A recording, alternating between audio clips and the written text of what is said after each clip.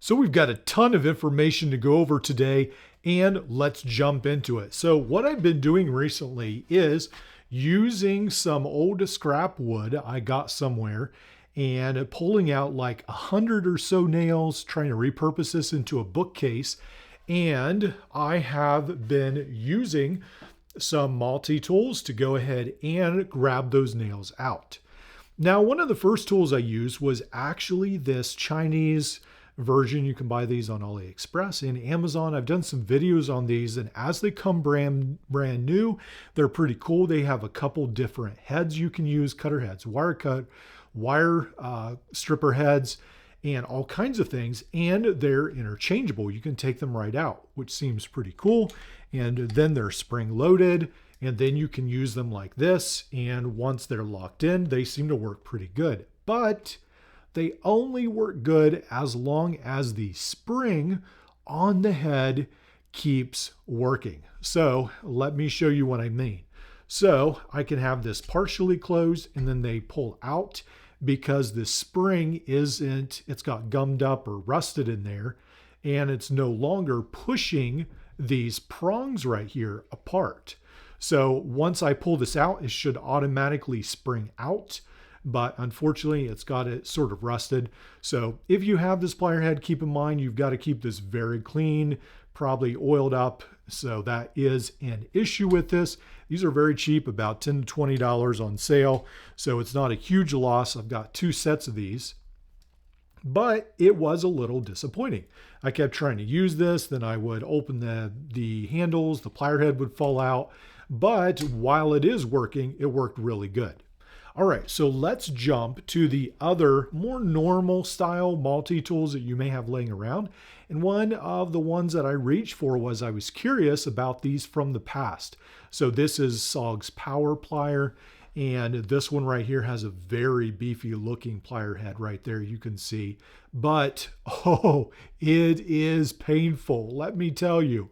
I tried to use these on several nails, twisting this out, and yes, the plier head is nice, but these right here, sort of like the PST and some other tools from the past, these gouge your hands. They really bite in, and this was the most painful one. And so as much as I love the compound leverage system, I love SOG's really tough older tools, I'm not a fan of the plier design. Maybe my hands are too soft, I guess. And I decided to retire this rather quickly. Now, the next one I pulled out really probably shouldn't be in this list, but it does seem to have a little beefier pliers than other ones. This is a CRKT Mechanic. I just wanted to see how it worked, and it did okay. Still not a fan of the handles, so I also retired this as well. It did fine. But it definitely, I don't think, is the best for the job when you're trying to push a multi-tool beyond what it's meant for. Now, some of you are probably saying, why isn't there a Leatherman? What's going on with no Leatherman? Why isn't there a Leatherman? Well, this is the reason, because almost every Leatherman I have in my collection has needle nose tips. And so they're not, I was looking for more blunt style tips. Even the CRKT has a little bit more of a blunt style tip there at the end. And the Leathermans just all pretty much, even the Surge, taper a lot at the end. So that's why, unfortunately for you Leatherman lovers, there are no Leathermans on the list. Now, the next one I wanted to try out was this. Essentially, it's a Super Bear Jaws from Bear & Sons, but they made this for the Tools All Pro XL. I believe it's pretty much the same thing. This also has a pretty beefy set of pliers right there. So I thought I'd go ahead and test this out. Now, this is nicer because these handles have a little bit, they've got these rounded edges, and so they worked all right. I think there still was some plier play from side to side. The jaws, I think, had some movement, and then you can definitely tell the handles. You can just sort of bear down on these, and they definitely they come together and they don't inspire total confidence. But again, it does have a beefier set of pliers, so I wasn't a huge fan of these, but I think they did fine, and so overall I gave them an okay rating. All right, so now we've come to the top three, these that I really like and I really liked using.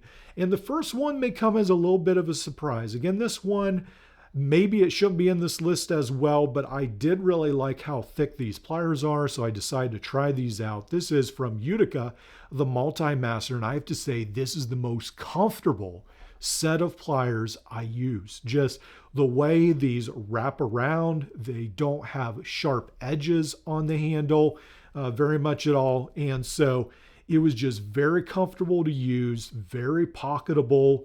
They fit in your pocket very nice. They seem a lot more compact, but it's not all perfect. So they definitely were very comfortable. But if you notice right here, they've got this is how the one side of the pliers attaches.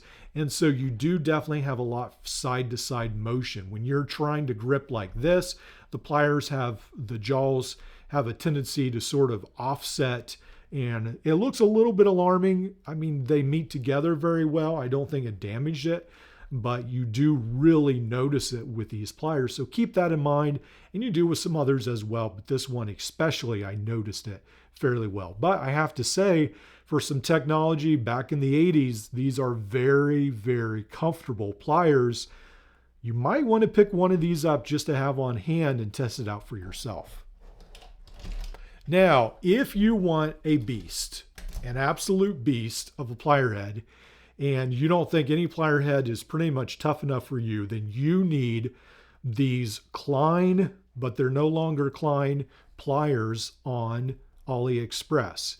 So these were made for Klein, and then Klein sort of dropped this line. I'm guessing they didn't sell very well, but these plier heads are amazing. So I could probably have used this easily for the whole project, and they just would have ripped the nails out like nothing.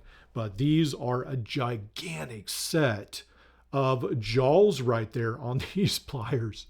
So this right here, they've got a pretty nice large set of cutters. You've got wire strippers right here.